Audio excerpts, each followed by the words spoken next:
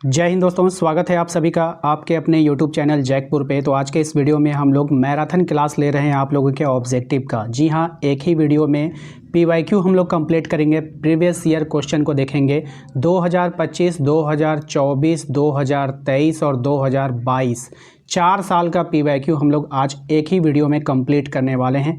Video काफ़ी important होगा, शुरू से लेकर अंत तक बने रहिए। साथ ही साथ यदि आपने अभी तक हमारे चैनल को सब्सक्राइब नहीं किया है तो कर लीजिएगा, बेल आइकन को प्रेस कर लीजिएगा ताकि आने वाली हर एक वीडियो का नोटिफिकेशन आपके मोबाइल पे जाता रहे। इसके अलावा जितने भी वीडियोज़ आ रहे हैं, कंप्लेन आ रही है कि नोटिफिकेशन नहीं जा रहा है, इसलिए आप लोग जो है हमारे व्हाट्सएप ग्रुप को ज्वाइन कर रखिए। वहाँ पर मैं सारे वीडियोस का लिंक, नोट्स का लिंक, सब कुछ वहीं पे मैं देता हूँ।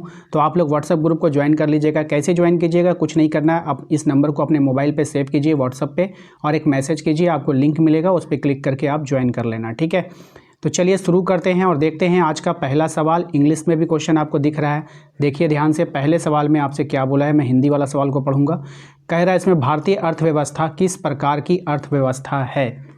तो देखिए, भारत की जो अर्थव्यवस्था है वो एक मिश्रित अर्थव्यवस्था है, ध्यान रखिएगा। ऑप्शन डी करेक्ट आंसर होगा। क्वेश्चन नंबर 2 पे आइए, इसमें कहा गया है निम्नलिखित में से संसाधन का एक उदाहरण कौन है। तो देखिए, औजार हो गया, मशीन हो गया, कौशल हो गया, तो इनमें से सभी हो जाएगा। Option number D correct answer हो जाएगा। क्वेश्चन नंबर आते हैं 3 में। क्वेश्चन नंबर 3 में आपसे कह रहा है कि किस प्रकार की अर्थव्यवस्था में आर्थिक क्रियाकलापों का आयोजन सरकार या केंद्रीय सत्ता करती है। तो कौन से इसमें करती है आपको बताना है। ठीक है, तो ये करती है आपका केंद्रीयकृत योजनाबद्ध अर्थव्यवस्था में। ऑप्शन नंबर सी हो जाएगा। क्वेश्चन नंबर आते हैं 4 में, कहा गया है निम्नलिखित में से किस वक्र की ढाल ऋणात्मक होती है। कौन सी वक्र की ढाल ऋणात्मक होगी, तो बजट रेखा की ढाल जो होगी वो ऋणात्मक होगी, ध्यान रखिएगा। क्वेश्चन नंबर आते हैं 5 में, कहा गया है, यहाँ पर आप ध्यान से समझना इसको। इसमें कह रहा है आपसे जब किसी वस्तु की कीमत में परिवर्तन से उपभोक्ता का व्यय स्थिर रहता है तो उस वस्तु की मांग क्या होगी। तो उस वस्तु की जो मांग होगी वो इकाई लोचदार हो जाएगी। ऑप्शन नंबर सी हो जाएगा। क्वेश्चन नंबर आते हैं 6 में, देखिए यहाँ पर आपको एक समीकरण दिया गया है, इसको सॉल्व करके आपको आंसर निकालना था। दो वस्तुएं एक्स और वाई की बजट रेखा का समीकरण आपको दे दिया है। बजट रेखा की ढाल क्या होगी ये आपको बतानी है। देखिए ये कैसे निकलता है, ये निकलता कैसे है कि आपको यहाँ पे कुछ नहीं करना है। जैसे ये समीकरण होता है ना, 2x + 3y होता है बराबर 20 होता है। तो यहाँ पे हम लोग पहले 3y को अलग कर लेते हैं और यहाँ पे आपका बच जाएगा ये 2x इधर जाएगा तो ये हो जाएगा माइनस का 2x + 20 हो जाएगा। ठीक है, लेकिन जब आप जैसे ही आप y का वैल्यू आप निकालोगे तो ये 3 दोनों के नीचे जाएगा, -2x/3 हो जाता है और यहाँ पे हो जाएगा आपका +20/3 हो जाता है। तो यहाँ पर जैसे कि यहाँ पे x की जो यहाँ पे जो बजट रेखा है तो उसकी ढाल जो निकालते हैं हम लोग, तो ढाल जो निकलेगा वो x के अप्रोक्स में निकलता है। तो x के साथ जो गुणांक में क्या है 2/3 है, -2/3 है, तो -2/3 है, इसको ही आप डिवाइड करोगे ना तो आएगा 0.67। तो इसको हम लोग 0.6 तक लेते हैं। ठीक है, तो कहीं ना कहीं आपका जो x का वैल्यू होता है उसी को हम लोग यहाँ पे लिखने का काम करते हैं। क्वेश्चन नंबर 7 को देख लीजिए ध्यान से। क्वेश्चन नंबर 7 में आपसे बोला किसी वस्तु की मांग को प्रभावित करने वाला एक कारक निम्नलिखित में से कौन है। तो मांग को प्रभावित करने वाला उपभोक्ता की आय, जितना उसका आय होगा उतना ही उस पर वो खर्च कर पाता है सामान लेने में। ठीक है, क्वेश्चन नंबर 8 देख लीजिए। क्वेश्चन नंबर 8 में देखिए कह रहा है उत्पाद और उत्पत्ति के साधनों के बीच संबंध को क्या कहा जाता है। तो ये जो कहा जाता है ये कहा जाता है उत्पादन फलन। क्या कहते हैं, उत्पादन फलन बोलते हैं। क्वेश्चन नंबर 9 देखिए।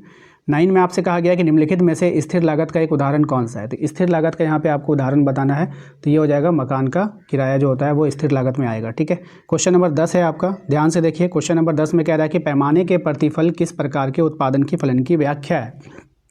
तो ये होगा दीर्घकाल उत्पादन फलन की क्या है, व्याख्या है। ठीक है, तो इसको यहाँ पे याद रखना है। अगले सवाल पे आते हैं, क्वेश्चन नंबर 11। इसमें देखिए कह रहा है कि परिवर्ती साधन का कुल उत्पाद अधिकतम होता है जब, कब होगा ये, तो जब सीमांत उत्पाद क्या हो जाता है, शून्य हो जाता है। ऑप्शन नंबर क्या हो जाएगा, डी हो जाएगा। ओके, क्वेश्चन नंबर 12 देखिए कह रहा है कि किस प्रकार के बाजार में समरूप वस्तुओं का उत्पादन होता है। तो किस प्रकार के बाजार में होगा, तो पूर्ण प्रतियोगिता वाले बाजार में होगा, यानी कि परफेक्ट कंपटीशन वाले बाजार में ये सब होता है। ठीक है, क्वेश्चन नंबर आते हैं 13 में, देखिए कहा गया है क्या, ध्यान से देखिएगा। क्वेश्चन नंबर 13 में कह रहा है कि एक पूर्ण प्रतियोगी फर्म के लिए कौन सा वक्र जो है पूर्ति वक्र होता है। तो कौन सा वक्र पूर्ति वक्र होगा, सीमांत आगम नहीं, ये नहीं होगा, सीमांत लागत वक्र का बढ़ता भाग। ठीक है, ऑप्शन नंबर डी हो जाएगा। ओके, क्वेश्चन नंबर आते हैं 14 में। क्वेश्चन नंबर 14 को ध्यान से देखिए, कह रहा है आपसे कि किसी वस्तु की मांग बढ़ने से वस्तु की कीमत में क्या होगा। किसी वस्तु की मांग बढ़ने से वस्तु की कीमत में क्या होगा, वृद्धि होगा। अगर उसका डिमांड बढ़ेगा भाई, उसका दाम भी बढ़ जाएगा। ठीक है, क्वेश्चन नंबर 15 को ध्यान से देखिए, इसमें कह रहा है कि संतुलन कीमत की स्थिति में क्या होगा। तो संतुलन कीमत की स्थिति में मांग और पूर्ति क्या हो जाती है, बराबर हो जाती है। ऑप्शन सी हो जाएगा। क्वेश्चन नंबर 16 देखिए, समष्टि अर्थशास्त्र में समष्टि का अर्थ आपको बताना है कि क्या होगा। तो समष्टि अर्थशास्त्र में समष्टि का जो अर्थ होता है वो क्या होता है, बड़ा होता है। क्या होता है, बड़ा होता है। ऑप्शन नंबर ए हो जाएगा। क्वेश्चन नंबर आते हैं हम लोग 17 में। क्वेश्चन नंबर 17 में कह रहा है कि मुद्रास्फीति की स्थिति में क्या होगा। तो मुद्रास्फीति की स्थिति में वस्तुओं की कीमतों में क्या हो जाएगी, वृद्धि हो जाएगी। ठीक है, क्वेश्चन नंबर आते हैं 18 पे। इसमें देखिए कहा गया है कि general theory of employment, interest and money नामक पुस्तक का प्रकाशन कब हुआ था। ये क्वेश्चन आपका एग्जाम में पूछा गया है। ठीक है, तो ये जो है इसका हुआ था आपका 1936 AD में। ठीक है, तो 1936 इसका राइट आंसर हो जाएगा। क्वेश्चन नंबर आते हैं हम लोग 19 में। देखिए क्या कह रहा है, कह रहा है मजदूरी क्या है। आपको बताना है यहाँ पर मजदूरी जो है वो क्या है। तो मजदूरी जो है आपका एक तरह का क्या है, प्रति इकाई श्रम की कीमत है। ऑप्शन बी हो जाएगा। क्वेश्चन नंबर 20 देखिए, इसमें कह रहा है अंतिम वस्तु में होती है। अंतिम वस्तु में क्या होती है, तो टिकाऊ उपभोक्ता वस्तु, गैर टिकाऊ उपभोक्ता वस्तु, पूंजीगत वस्तु। तो इनमें से सभी हो जाएगा। ऑप्शन नंबर डी हो जाएगा। क्वेश्चन नंबर आता है 21 में। कहा गया है निम्नलिखित में से तृतीय क्षेत्र की एक गतिविधि कौन सा है। तृतीय क्षेत्र की जो गतिविधि है वो आपको पहचानना है। तो आटे को बाजार में बेचना। ठीक है, क्वेश्चन नंबर आते हैं 22 में। ध्यान से देखिए, क्वेश्चन नंबर 22 में कह रहा है कि माल सूची में क्या सम्मिलित नहीं होता है। तो जो माल सूची है उसमें क्या सम्मिलित नहीं होगा, तो विकृत निर्मित वस्तु। ठीक है, ये सम्मिलित नहीं होता है। क्वेश्चन नंबर 23 को देखिए, इसमें कह रहा है आपसे GNP तथा GDP के अंतर क्या होता है। तो GNP और GDP के अंतर होता है विदेशों से प्राप्त शुद्ध साधन आय। Option number C. Question number 24, इसमें देखिए कह रहा है निम्नलिखित में से मुद्रा की एक विशेषता कौन सी है। तो यहाँ पर मुद्रा की जो एक विशेषता है, मुद्रा सार्वभौमिक रूप से स्वीकार की जाती है। ये काफ़ी बड़ी विशेषता है इसकी। ठीक है, क्वेश्चन नंबर 25 में आते हैं। इसमें कह रहा है किस बैंक को भारत का केंद्रीय बैंक का दर्जा प्राप्त है। तो कौन से बैंक को है दर्जा प्राप्त, रिजर्व बैंक ऑफ इंडिया। किसको, रिजर्व बैंक ऑफ इंडिया, जिसको अंग्रेजी में RBI भी बोलते हैं शॉर्ट फॉर्म में। ठीक है, क्वेश्चन नंबर आते हैं 26 में।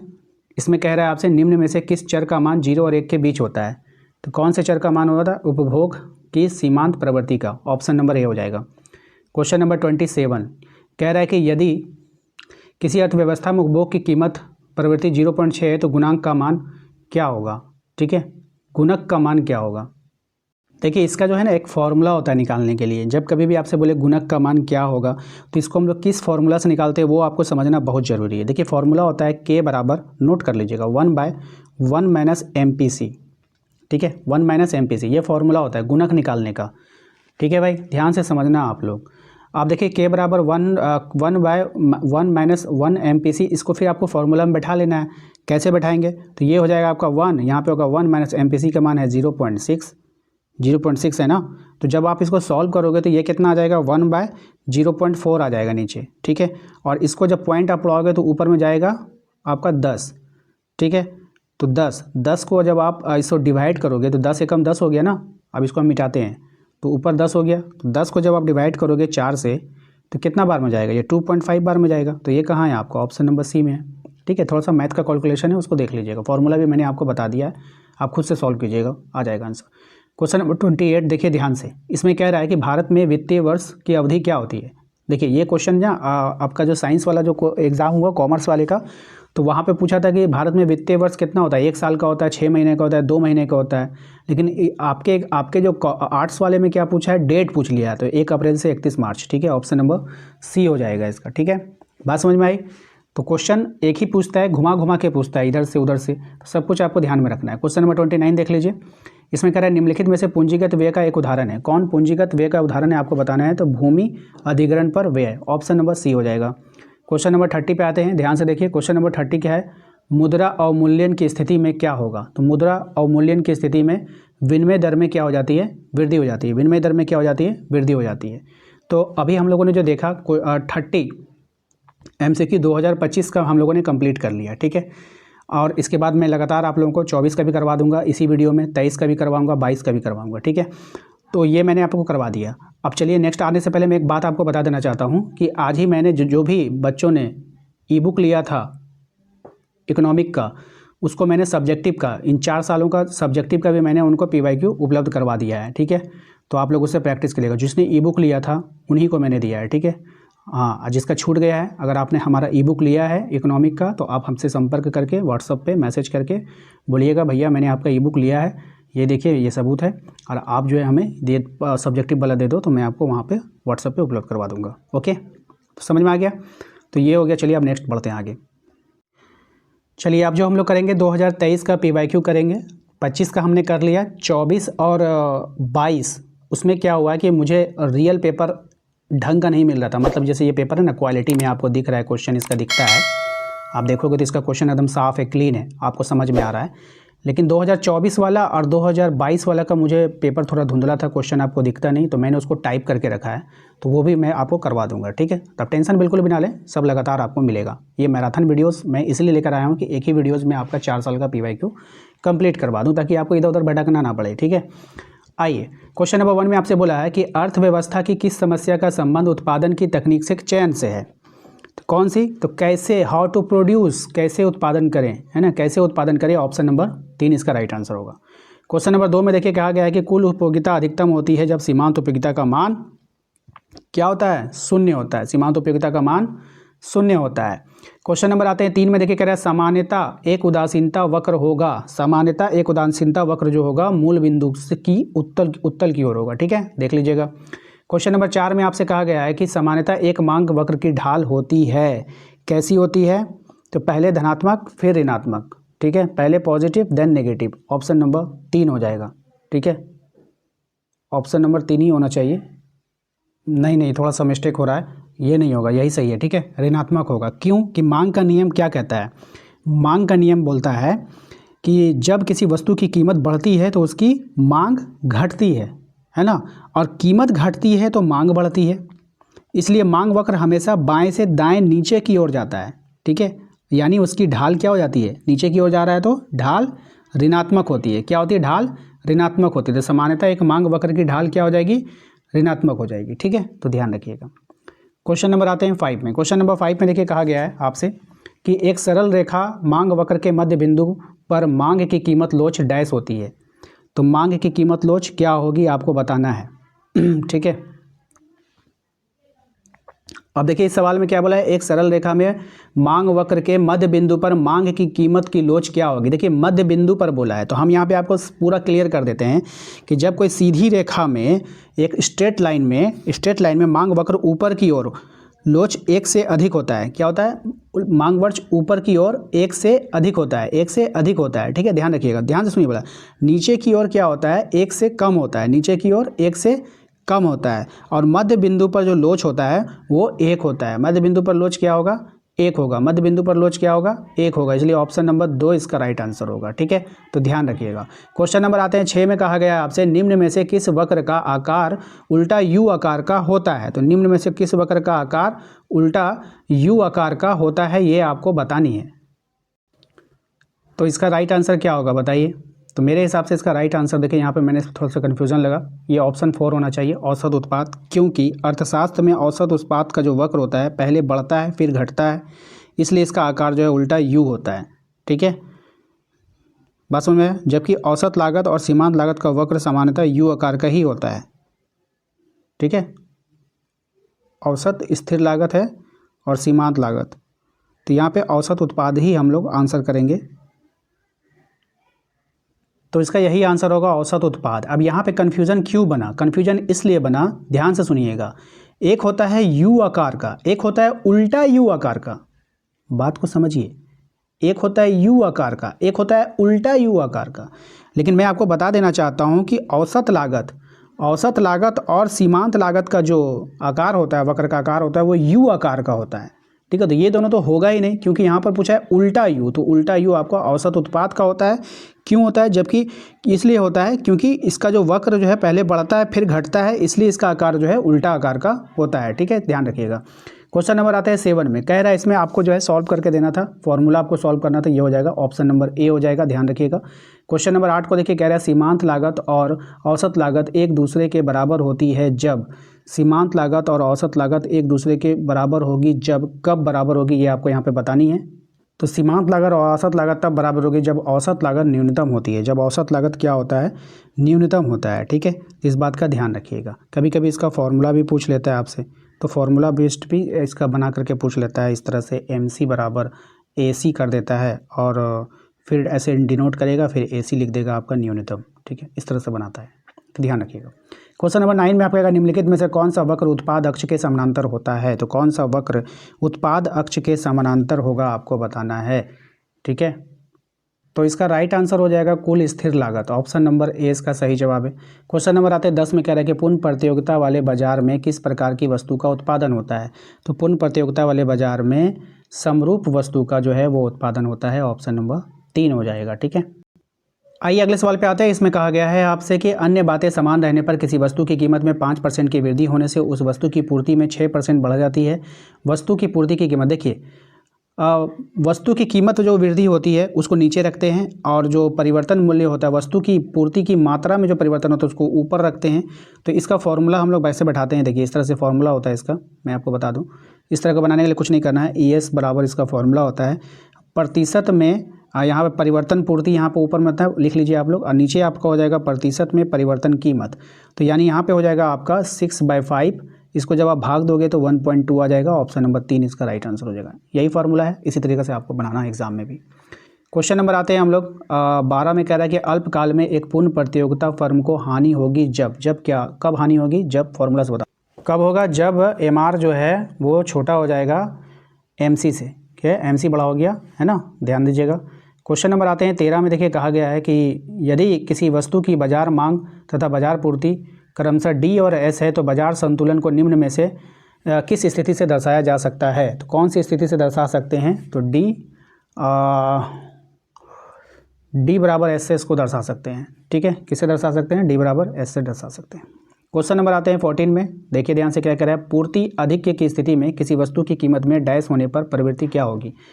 तो ये जो प्रवृत्ति हो जाता है ये क्या होता है आपको बताना है, वृद्धि होगा, कमी होगा, तो क्या होगा, कमी हो जाता है, क्या हो जाता है, कमी हो जाता है, ठीक है।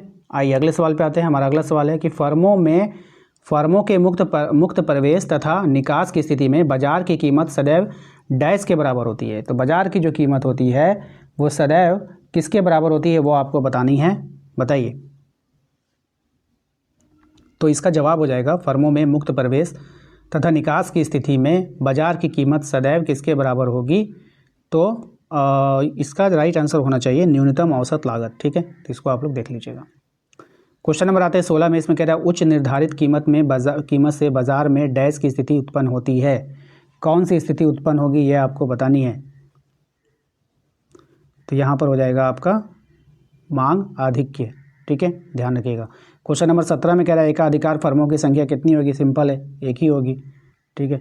नेक्स्ट आते क्वेश्चन नंबर 18 में, कह रहा है एक एकाधिकारी नियंत्रित कर सकता है, क्या नियंत्रित कर सकता है, ठीक है, क्या नियंत्रित कर सकता है, कीमत या उत्पादन की मात्रा में किसी एक को, कीमत और उत्पादन मात्रा दोनों को। एकाधिकारी जो होता है ना, जो वो दोनों को नियंत्रित करेगा, ठीक है, जब उसका एकाधिकार है मार्केट पे तो वो कुछ कर सकता है ना भाई। चलो, जिस बाजार में संरचना में केवल 2 फर्म हो उसे क्या कहते हैं, जिस बाजार संरचना में केवल 2 फर्म हो उसको क्या बोलेंगे, तो जिस बाजार संरचना में केवल 2 फर्म हो उसको द्विअधिकारी बोलते हैं, ठीक है, ध्यान रखना है। नेक्स्ट है कार्टेल निर्माण किस प्रकार की बाजार संरचना में संभव है, तो कार्टेल निर्माण जो संभव है वो आपको बताना है कौन से बाजार में संभव है।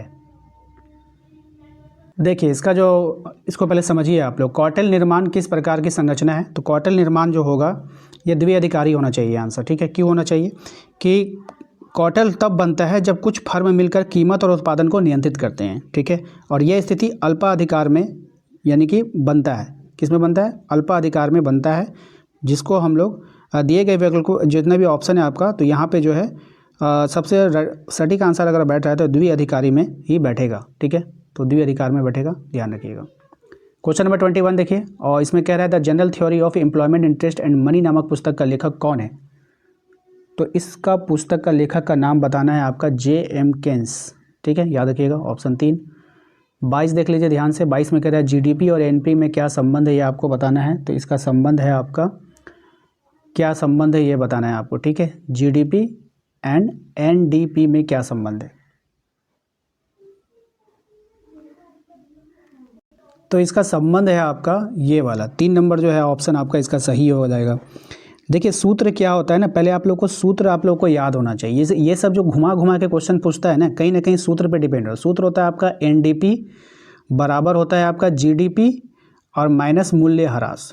क्या होता है, माइनस में मूल्य ह्रास होता है। ये आपका फॉर्मूला है, इसी को आगे पीछे करके यहाँ पे देता है। तो आप लोग मेन फॉर्मूला को याद रखोगे, अपने आप आंसर आ जाएगा।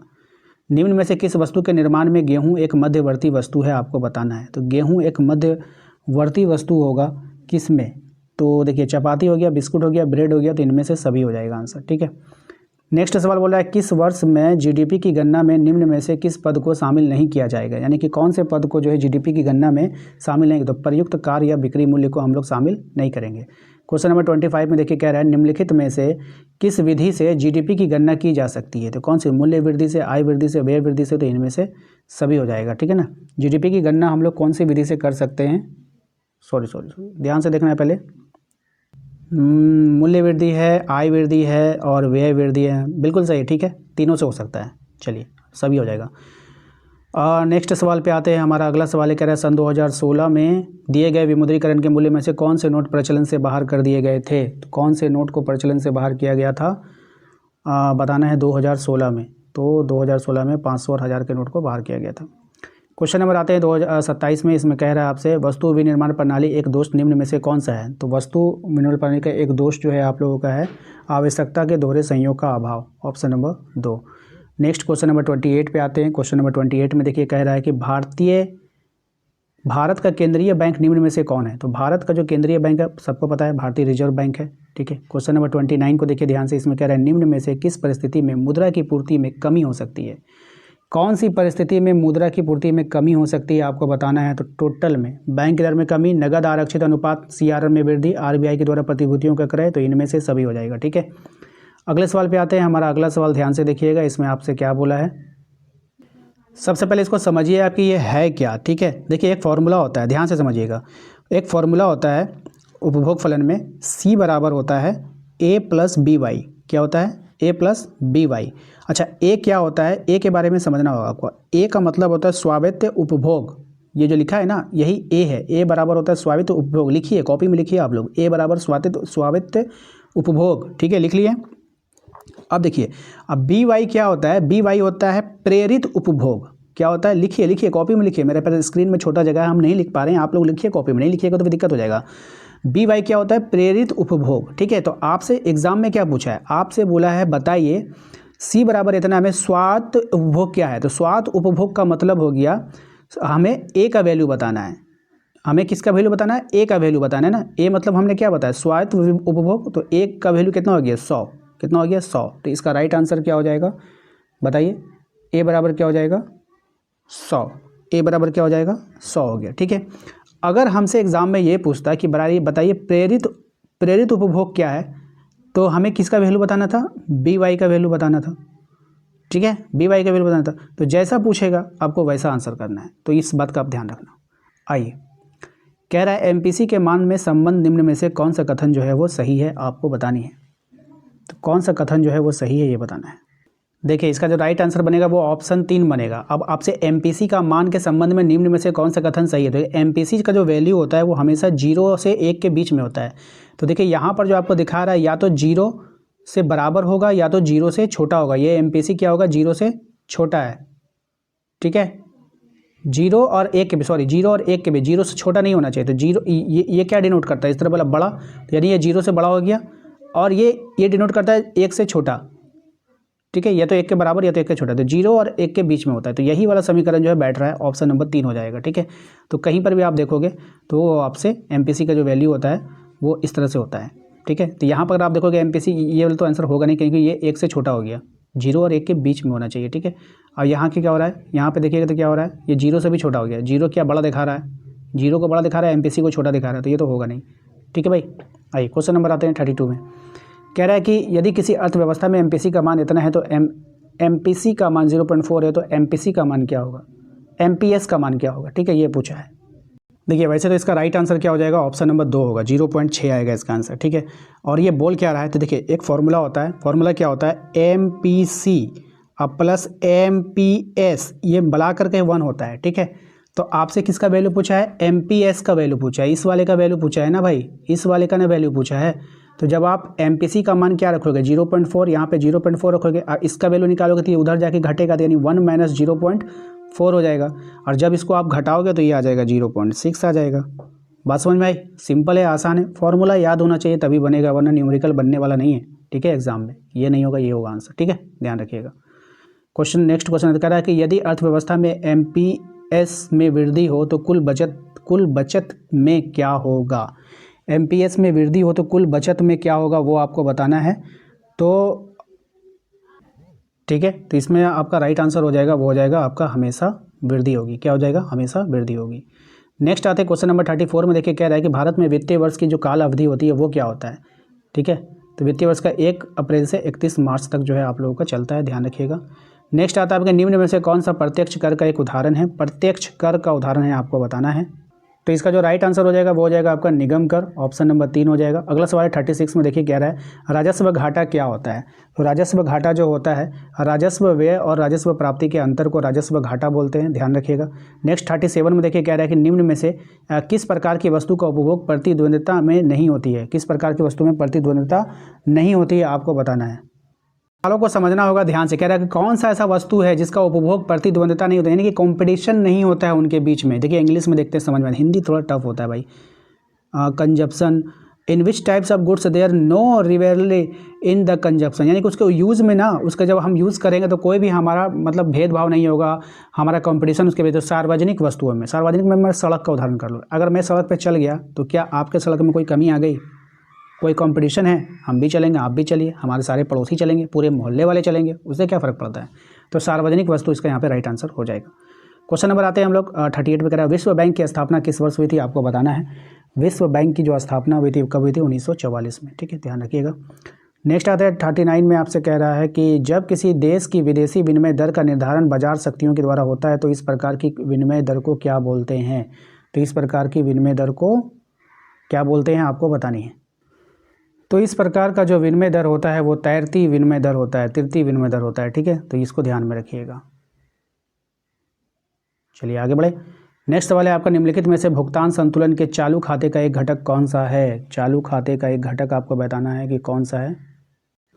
तो इसका राइट आंसर हो जाएगा वस्तुओं का आयात, ठीक है, इसका राइट आंसर क्या होगा, वस्तुओं का आयात। टोटल 40 सवाल हमने इसमें भी कंप्लीट कर लिए। अभी तक हम लोगों ने 2 साल का प्रीवाईक्यू देख लिया है, अब 2 साल का और बचा है, चलिए उसको भी देख लेते हैं।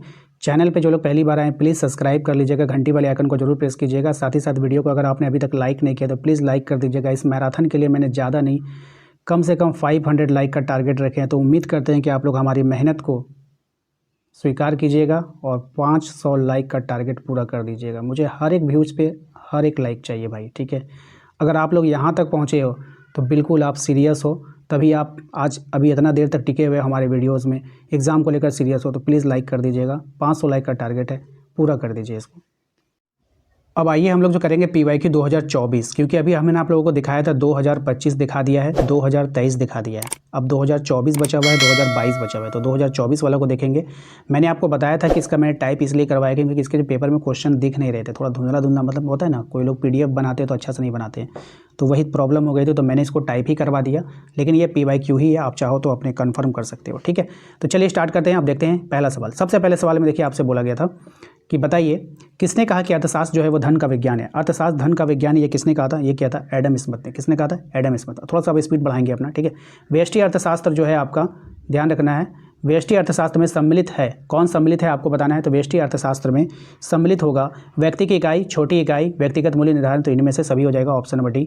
नेक्स्ट है आपका अर्थव्यवस्था की केंद्रीय समस्या कौन सी है। तो अर्थव्यवस्था की जो केंद्रीय समस्या है साधनों का आवंटन, साधनों की कुशलतम उपयोग, आर्थिक विकास, तो इनमें से सभी हो जाएगा इसका राइट आंसर। नेक्स्ट है उस वक्र का नाम बताइए जो आर्थिक समस्या को दर्शाता है। तो उस वक्र का जो नाम होगा जो आर्थिक समस्या, उत्पादन संभावना वक्र, option number D correct answer हो जाएगा। नेक्स्ट आते हैं क्वेश्चन नंबर 5 में कहा गया है कि जब कुल उपयोगिता अधिकतम होती है तब सीमांत उपयोगिता में क्या होगी, तो ये क्या हो जाएगा, शून्य हो जाएगा, ऑप्शन नंबर सी हो जाएगा। नेक्स्ट आते हैं अगले सवाल में, क्वेश्चन नंबर 6 में कह रहा है उपयोगिता का संबंध होता है किससे होता है, तो उपयोगिता का जो संबंध होता है मानव आवश्यकता की पूर्ति से होती है, ऑप्शन नंबर सी। नेक्स्ट आते हैं क्वेश्चन नंबर 7 में कहा गया आवश्यक वस्तुओं की मांग की लोच क्या होगी, तो आवश्यक वस्तुओं की मांग की जो लोच होगी वो इकाई से कम होगी, ऑप्शन नंबर डी। नेक्स्ट है उत्पादन फलन में उत्पादन किसका फलन है, तो ये है आपका उत्पादन के साधनों का, ठीक है। नेक्स्ट है क्वेश्चन नंबर 9, मौद्रिक लागत में निम्न में से किसे सम्मिलित किया जाता है, तो मौद्रिक लागत में जो सम्मिलित किया जाता है वो सामान्य लाभ, ब्याज लागत, अव्यक्त लागत, तो इनमें से सभी इसका राइट आंसर होगा। नेक्स्ट आते हैं क्वेश्चन नंबर 10 में, देखिए कहा गया है कि निम्नलिखित में से कौन स्थिर लागत नहीं है, तो कौन यहाँ पर स्थिर लागत नहीं है बताइए, तो कच्चे माल की लागत जो है वो स्थिर लागत में नहीं आता है। क्वेश्चन नंबर आते हैं 11 में, कह रहा है वस्तु की उस मात्रा को क्या कहते हैं जिसे विक्रेता निश्चित समय पर निश्चित कीमत पर बाजार में बेचने के लिए तैयार हो जाता है, तो ये हो जाएगा आपका पूर्ति, क्या बोलते हैं उसको, पूर्ति बोलते हैं। नेक्स्ट है आपका क्वेश्चन नंबर 12, किसी वस्तु का मूल्य निर्धारित होता है किससे होता है, ये बताना है आपको, तो मांग और पूर्ति दोनों के द्वारा निर्धारित होता है। अगले सवाल में आते हैं क्वेश्चन नंबर 13, पेट्रोल की कीमत बढ़ जाने पर कार का मांग वक्र खिसक जाता है, किधर खिसकता है ये बताना है, तो बाईं तरफ खिसकता है। नेक्स्ट आते हैं क्वेश्चन नंबर 14, इसमें कहा है निम्न में से कौन सा सही है, कौन सा इक्वेशन सही है, यहाँ पर ये आपको बताना है। तो यहाँ पर जितने भी इक्वेशन आप देख रहे हो ये सभी इक्वेशन क्या है, सही है, ठीक है। आइए क्वेश्चन नंबर आते हैं 15 में, कहा गया है निम्न चित्र में से किस बाजार को प्रदर्शित करता है। अब यहाँ पे चित्र नहीं है भाई, ठीक है, तो इसका चित्र मैं बनाता हूँ, ध्यान से समझिएगा, हो सकता है कि आपके एग्जाम में आ जाएगा तो दिक्कत हो जाएगा, थोड़ा सा संयम बनाए रखिए। जब आप मैराथन क्लास कर रहे हो तो भाई बढ़िया से करो, ठीक है, वरना मत करो, पढ़ना है तो बढ़िया से पढ़ो वरना मत पढ़ो, ठीक है। इस तरह से आपका डायग्राम दिया हुआ था, इस तरह से डायग्राम है, यहाँ पर MR है और यहाँ पर जो है आपका AR है, ये फिगर है इस सवाल का। बोला निम्न चित्र में से किस बाजार को प्रदर्शित करता है, ये फिगर जो है कौन से बाजार को प्रदर्शित कर रहा है ये आपको बताना है, ठीक है। तो ये फिगर जो प्रदर्शित कर रहा है ये एकाधिकार प्रतियोगिता वाले बाजार को प्रदर्शित कर रहा है, दिमाग में बैठा लो फिगर को, ठीक है। दूसरा, फिर यहाँ पर एक और फिगर आपसे पूछा गया था निम्नलिखित चित्र में से प्रदर्शित करता है, क्या प्रदर्शित करता है, चित्र कैसा था, इसका चित्र इस तरह से था, ये इस तरह से था, ठीक है। यहाँ पे Y है, यहाँ पे 0 है, ठीक है, यहाँ पे X है और यहाँ से एक सीधी पैरेलल रेखा है, ये D है, ठीक है, और यहाँ पे कीमत लिखा हुआ है, ठीक है, यहाँ पे कीमत है, यहाँ पे मांग की मात्रा, यहाँ पे क्या है, मांग की मात्रा, नीचे में मांग की मात्रा लिखा हुआ है। अब आपको बताना ये क्या प्रदर्शित कर रहा है, तो ये जो प्रदर्शित कर रहा है ये क्या प्रदर्शित कर रहा है, पूर्णतः लोचदार मांग को प्रदर्शित कर रहा है, क्या कर रहा है, पूर्णतः लोचदार मांग को प्रदर्शित कर रहा है। इस तरह से एग्जाम में भी सवाल आपके बनेंगे। बचत पूंजी के उपयोग को क्या कहते हैं, तो बचत पूंजी के उपयोग को पूंजी ह्रास कहते हैं, ठीक है। निम्न में से घाटे अर्थव्यवस्था वाली अर्थव्यवस्था के लक्षण के अंतर्गत कौन सा है, ठीक है। राइट आंसर हो जाएगा आपका गरीबी, क्या हो जाएगा भाई, गरीबी हो जाएगा, ठीक है। नेक्स्ट आते हैं क्वेश्चन नंबर 19 में, कह रहा है कि द्वितीयक क्षेत्र में कौन सी गतिविधि है, द्वितीयक क्षेत्र में कौन सी गतिविधि आपको पता है, विनिर्माण यानी कि प्रोडक्शन करना, सामान बनाना। अगले सवाल में आते हैं क्वेश्चन नंबर 20 में, कहा गया वस्तु विनिमय प्रणाली की चिन्ह में से कौन सी कठिनाई है, तो कौन सी कठिनाई होगी भाई, तो ये सभी हो जाएगा, दोहरे संयोग का अभाव, वस्तु का विभाजन में कठिनाई, सामान्यतः मूल्य मापक का अभाव, तो इनमें से सभी इसका राइट आंसर होगा। क्वेश्चन नंबर 21 में देखिए कह रहा है कि मौद्रिक नीति का संबंध किससे है, तो भाई मौद्रिक नीति का जो संबंध है वो है साख नियंत्रण की विधियों से, ऑप्शन नंबर ए हो जाएगा। क्वेश्चन नंबर आते हैं 22 में, कह रहा है कि केन्स का गुणक किनके बीच संबंध स्थापित करता है, तो केन्स का जो गुणक है वो निवेश और आय के बीच संबंध स्थापित करता है। समष्टि मांग का प्रमुख घटक क्या है, तो समष्टि मांग का जो प्रमुख घटक है वह है व्यक्तिगत उपभोग, सार्वजनिक उपभोग, निवेश, तो इनमें से सभी हो जाएगा, ठीक है। अगले सवाल पे आते हैं, गुणक को किस सूत्र के द्वारा व्यक्त किया जाता है, ये भी सवाल काफ़ी अच्छा है, तो option number B correct answer हो जाएगा।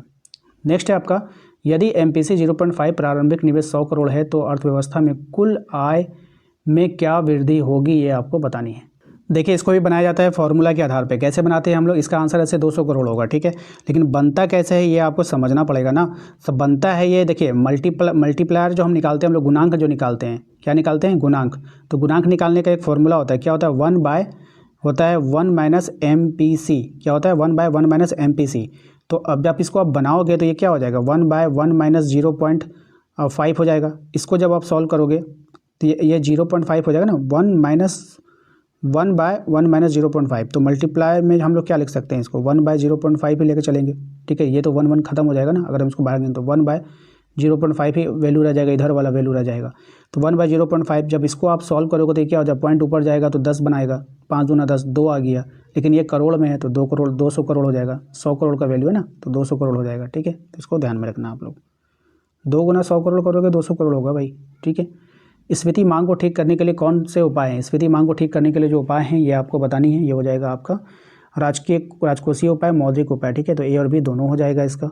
नेक्स्ट है क्वेश्चन नंबर 27 में कह रहा है कि विकासशील अर्थव्यवस्था के लिए कौन सा बजट सबसे उपयुक्त होता है? तो विकासशील अर्थव्यवस्था के लिए घाटे का बजट जो है वो सबसे उपयुक्त होता है।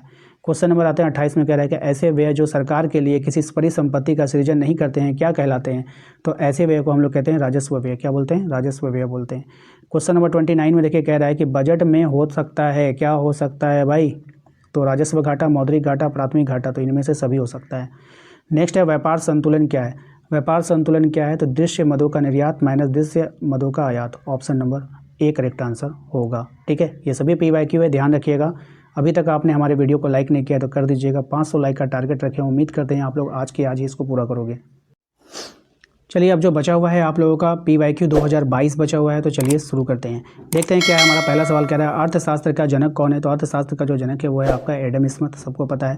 क्वेश्चन नंबर 2 में देखिए कह रहा है आपसे कि बताइए किसके अनुसार अर्थशास्त्र मानव कल्याण का विज्ञान है? तो किसके अनुसार जो है अर्थशास्त्र जो है वो मानव कल्याण का विज्ञान है, यहाँ पर ये आपको बतानी है। ठीक है, तो किसके अनुसार अर्थशास्त्र मानव कल्याण का विज्ञान है? तो राइट आंसर हो जाएगा इसका मार्शल। किसके अनुसार? मार्शल के अनुसार है, याद रखिएगा। अगले सवाल पे आते हैं, निम्नलिखित में से कौन उत्पादन का साधन नहीं है?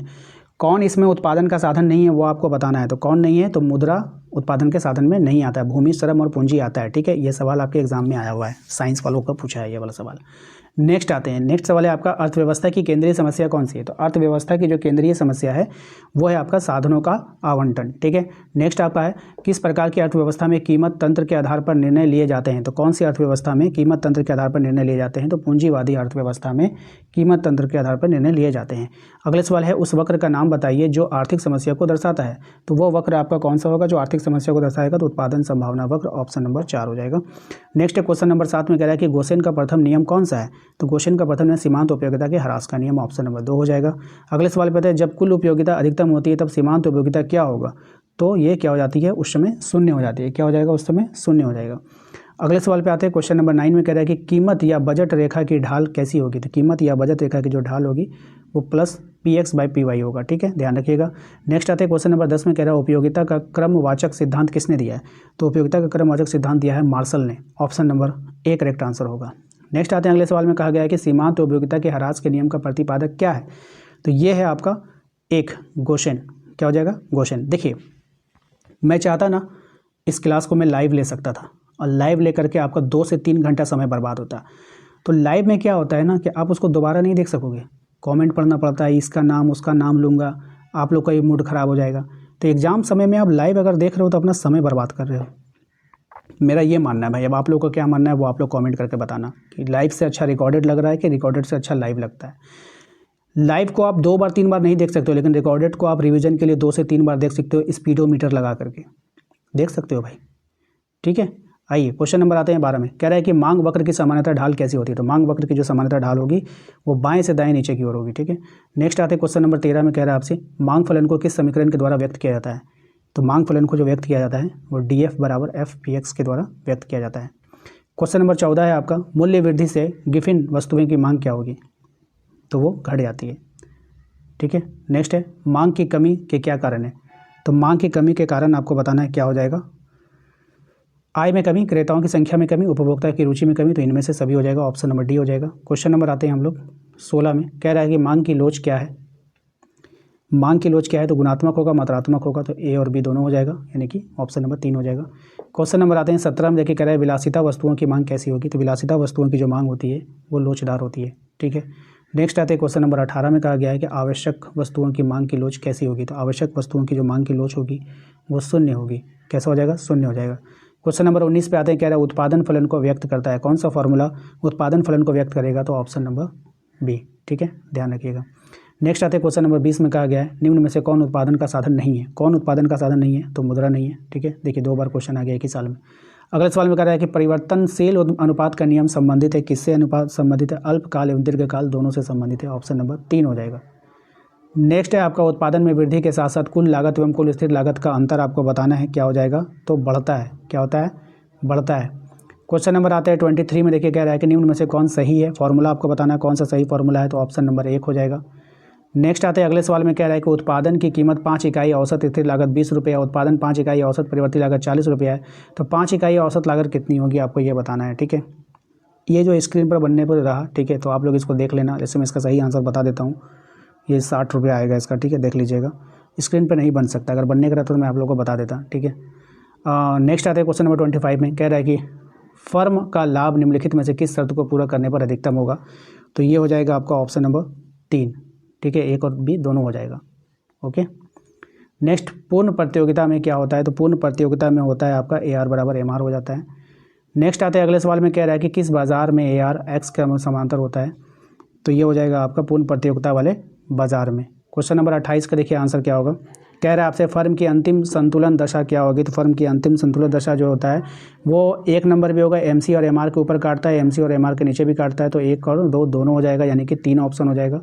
नेक्स्ट है 29 नंबर सवाल को देखेंगे, वस्तु की पूर्ति के निर्धारक घटक कौन से हैं, तो वस्तु की पूर्ति के निर्धारक घटक यहाँ पर आपके हो जाएंगे वस्तु की कीमत, संबंधित वस्तुओं की कीमत, उत्पादन साधनों की कीमत, तो इनमें से सभी हो जाएगा। ठीक है, नेक्स्ट आते हैं अगले सवाल में, कह रहा है कि पूर्ति अपनी मांग स्वयं उत्पन्न कर दी, ये किसका कथन है, तो ये कथन आपका है मार्शल का। किसका कथन है? मार्शल का कथन है। ठीक है, ध्यान रखिएगा। अगले सवाल पे आते हैं, कह रहा है आपसे कि ये जो आपको क्वेश्चन है आपका 31, ES बराबर 0 का अर्थ आपको बताना है कि क्या होता है। ये होता है पूर्णतः बेरोजगार, इसका अर्थ होता है। ठीक है, तो ES बराबर 0 का अर्थ आपसे पूछा था यहाँ पर कि पूर्ति लोच क्या होता है, तो ES बराबर 0 का जो अर्थ हो जाएगा वो हो जाएगा आपका पूर्णतः बेरोजगार हो जाएगा। अगला सवाल है क्वेश्चन नंबर 32 में, कह रहा है पूर्ति लोच की माप किस सूत्र के द्वारा ज्ञात की जाती है, तो ये जो सूत्र है आपका वो है आपका ऑप्शन नंबर 1 हो जाएगा। क्वेश्चन नंबर 33 देखेंगे ध्यान से, बाजार की क्या विशेषता है आपको ये बतानी है, तो बाजार की विशेषता है आपका एक क्षेत्र होना चाहिए, क्रेता और विक्रेता की उपस्थिति होना चाहिए, वस्तु का एक मूल्य होना चाहिए, तो इनमें से सभी हो जाएगा, ऑप्शन नंबर D। नेक्स्ट है क्वेश्चन नंबर 34 में कहा गया पूर्ण प्रतियोगिता में क्या स्थिर रहता है, तो पूर्ण प्रतियोगिता में जो स्थिर रहता है वो रहता है AR और MR दोनों होता है, यानी कि ऑप्शन नंबर 3 हो जाएगा। क्वेश्चन नंबर 35 में देखिए पूछा गया था आपसे कौन पूर्ण प्रतियोगिता की विशेषता नहीं है, तो कौन पूर्ण प्रतियोगिता की विशेषता नहीं है, तो वो हो जाएगा विज्ञापन और विक्रय लागत। ठीक है, नेक्स्ट आते हैं अगले सवाल में, यहाँ पे देखिएगा श्रम 2 इकाई लगने पर कुल उत्पादन 22 है और 1 इकाई लगने पर ये 10 है, तो सीमांत उत्पादन क्या होगा। देखिए यहाँ पर आपसे पूछा गया है सीमांत उत्पादन। सीमांत उत्पादन का जो फॉर्मूला होता है क्या होता है, आप लिखिए कॉपी में लिखिएगा सीमांत उत्पादन। ठीक है, इस तरह से लिखिए सीमांत उत्पादन। ठीक है, इसका फॉर्मूला होता है, लिखिए कुल उत्पादन में परिवर्तन, पहले लिखना होगा कुल उत्पादन में परिवर्तन और माइनस श्रम में परिवर्तन, श्रम में परिवर्तन, कुल उत्पादन में परिवर्तन और माइनस श्रम में परिवर्तन। तो आप इस सवाल से सबसे पहले क्या निकालना होगा आपको निकालना होगा कुल उत्पादन में परिवर्तन। तो कुल उत्पादन में परिवर्तन कैसे निकलेगा, कुल उत्पादन में 22 है और फिर यहाँ पे कुल उत्पादन कितना हो गया 10 हो गया, तो 22 माइनस 10, कुल उत्पादन में परिवर्तन कितना का आया 12 का। अतः श्रम में परिवर्तन कितना का आया 2 माइनस 1, पहले 2 था फिर 1 इकाई हो गया। ठीक है, तो 2 माइनस 1 1, तो ये हो गया।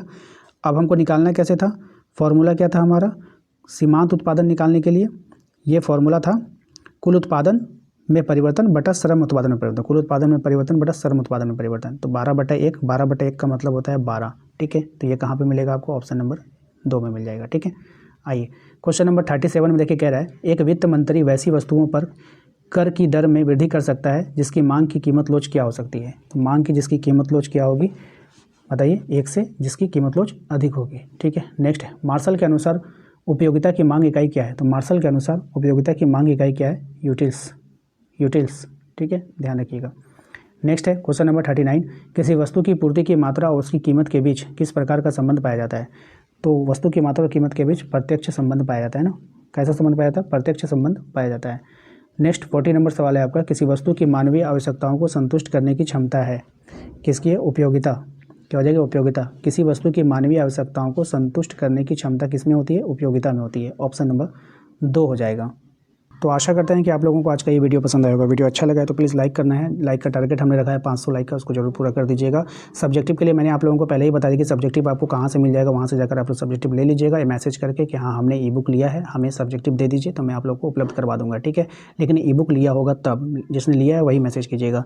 साथ ही साथ वीडियो को लाइक कर दीजिएगा। अगर आपने हमारे व्हाट्सएप ग्रुप को ज्वाइन नहीं किया तो दिए गए नंबर पर एक मैसेज करके अपने व्हाट्सएप ग्रुप को भी जरूर ज्वाइन कर लीजिएगा। मिलते हैं नेक्स्ट अगले वीडियो में। Thank you.